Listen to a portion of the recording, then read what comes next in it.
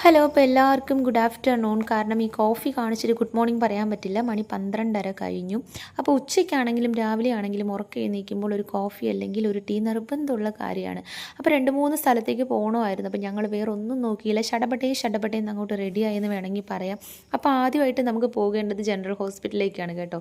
അങ്ങനെ ഊബറൊക്കെ ബുക്ക് ചെയ്ത് ഞങ്ങൾ അങ്ങോട്ട് ഇറങ്ങി. ഊബർ ഇങ്ങോട്ട് വരാൻ കാത്തു നിന്നിട്ടില്ല.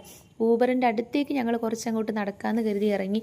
ദൈവമേ, പുറത്തിറങ്ങിയപ്പോഴാണ് ഓർത്തത് വീട്ടിനകത്തിരുന്നപ്പോൾ എന്തൊരു സുഖമായിരുന്നെന്ന് വേണമെങ്കിൽ പറയാം. പുറത്തിറങ്ങിയപ്പം ചുട്ടുപൊള്ളുന്ന വെയിലും, ഈ വെയിലൊക്കെ മാറി ഈ ചൂട് കാലമൊക്കെ മാറി എങ്ങനെയാണ് ക്ലൈമറ്റ് ഒന്ന് ചേഞ്ച് ആകുക, എപ്പോഴാണ് ചേഞ്ച് ആകുക എന്നുള്ള കാത്തിരിപ്പിലാണ്. അപ്പം നമ്മൾ ആദ്യം പോകുന്നത് നമ്മുടെ ജനറൽ ഹോസ്പിറ്റലിലേക്കാണ്. ചുമ തീരെ നിൽക്കുന്നുണ്ടായിരുന്നില്ല, കുറേ ദിവസമായി. കുറവുണ്ട് പക്ഷെ നിൽക്കുന്നില്ല. അപ്പോൾ ജസ്റ്റ് ഒന്ന് കാണിക്കാമല്ലോ എന്ന് കരുതി വന്നപ്പോഴാണ് അറിഞ്ഞത് ഈ ഇരിക്കുന്ന ജനങ്ങൾ മുഴുവനും ജനറൽ ഒപിനെ കാണിക്കാനിരിക്കുന്നവരാണ്.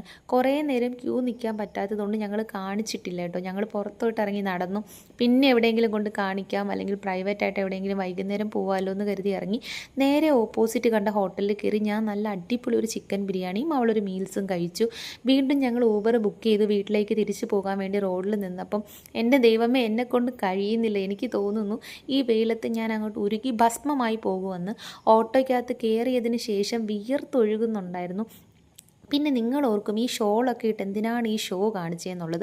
ഒന്നാമത്തെ കാര്യം, ഇത് നമ്മുടെ നാടാണ്. നമ്മൾ എത്ര നല്ല ഡ്രസ്സ് ഇട്ടാലും ഒരു സ്ലീവ്ലെസ് ഇട്ടാലും 4 പറയാൻ 40 പേരുണ്ടാകും. അതുകൊണ്ടാണ് ഞാൻ ഹോസ്പിറ്റലിൽ പോകുന്നതുകൊണ്ട് ഈ ഷോളൊക്കെ കയ്യിൽ കരുതിയിട്ടുണ്ടായിരുന്നത്. പിന്നെ ചൂടായതുകൊണ്ടാണ് കേട്ടോ അത് മാറ്റിയത്. പിന്നെ നമ്മൾ തിരിച്ചു പോകുമ്പോൾ നമ്മുടെ പൂജപ്പുര കഴിഞ്ഞ് നമ്മുടെ മിലിറ്ററി ക്യാമ്പിൻ്റെ സൈഡ് കൂടി പോയപ്പോൾ വാവ്, എന്താ പറയുക, ശരിക്കും നല്ലൊരു ബാംഗ്ലൂർ ക്ലൈമറ്റ് ആയിരുന്നു എന്ന് വേണമെങ്കിൽ പറയാം. പക്ഷേ വേറൊരു കാര്യം, ബാംഗ്ലൂരും ഇപ്പോൾ ചൂടെന്നാണ് കേൾക്കുന്നത് കേട്ടോ.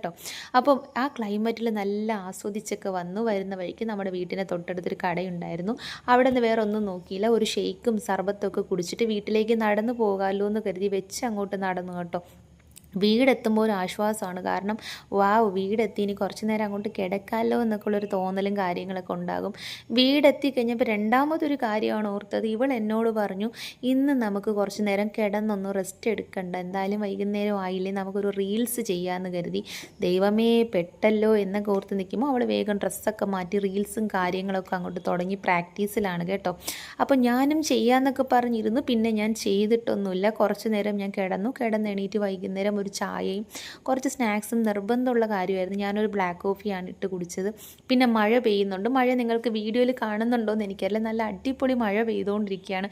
അപ്പോൾ നമ്മുടെ ഈ ക്ലൈമറ്റിൽ സൂപ്പറായിട്ട് നമുക്കൊരു കട്ടൻ ചായ കിട്ടി ഇവിടെ മഴ ആസ്വദിച്ച് തണുപ്പത്തിരിക്കാം. അപ്പം ഞാനും അതുപോലെ ഇരിക്കാൻ പോവാണ് കേട്ടോ. Bye bye.